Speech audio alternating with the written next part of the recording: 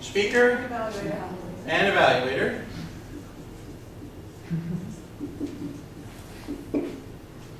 Table topics master. Okay. Still need to keep track of time. We need a timer. How are we going to keep track of time? Must be a timer. Evaluator. I've found in my experience that because you have to keep track of time and watch when the lights go on, if you're paying attention as an evaluator, it's really actually very difficult to handle being a timer. They're incompatible. So timer and evaluator are incompatible. I've also generally found timer and grammarian to be incompatible for the same reason. Sure. It's difficult, it's possible. The chair? It could rotate. The chair could possibly be the timer. How What about I found at times, How about splitting? yeah, what I found in this kind of a case is that for the first part of the meeting, for the speech part of the meeting, the table topics master could be timer. And for the table topics, the chair could be a timer. Or the speaker? Yeah, or you could give it to the speaker. It could be switched around a bit. That way you have a timer, you get the job done. But it's not necessarily one person doing it. And that makes it work. And you could still fit in a table topics evaluator if you wanted to. Or the speech evaluator could do it too. Hmm? The speech evaluator could also do the table topics evaluation. Sure. So the speech evaluator could give the table topics evaluation. And what role would we give the speaker? Table topics participant. Could be a table topics speaker. I don't count those as a scheduled role per se, because really, the table topics could go to everybody. Again, a split role on the grammarian, because I think that's important, that people will improve on their clutch words. Yeah, you might be able to fit in a grammarian in this. Our counter, basically. Yeah, an R counter is possible. Again, I think it would kind of have to be split in different portions of the meeting.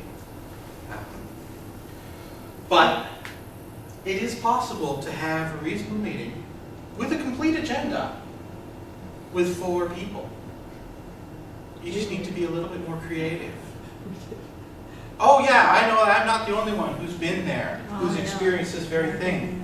But I've also seen meetings where there's only 4 people and the club is saying, God, we don't have anybody here. Well, why don't we just cancel the meeting and do this next week? And that is just not the way to go. You're not If going you have want to more grow as a club, if you want to keep the members, especially those members who actually took the time to show up when they were practically the only ones showing up, you've got to have a meeting. You've got to make it run somehow. And hey, you never know when guests are going to come. Most of the time, guests don't tell you in advance. And if you're going to cancel a meeting, especially if you cancel it in advance, saying, I know we've only got 4 people coming, let's just not do this.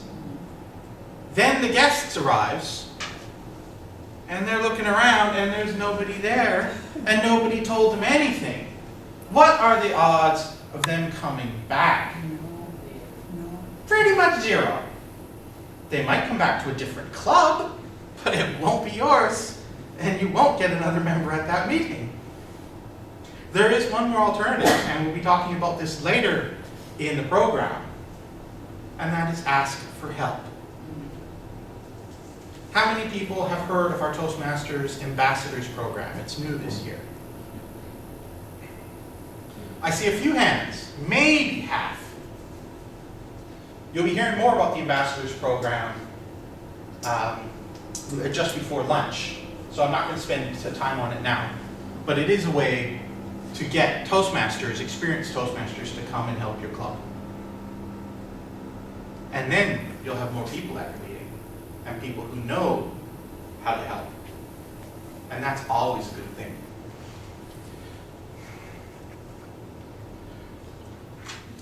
So in conclusion, even if you only have 2 people at a meeting, have your meeting. It's still 2 people. It's still a meeting.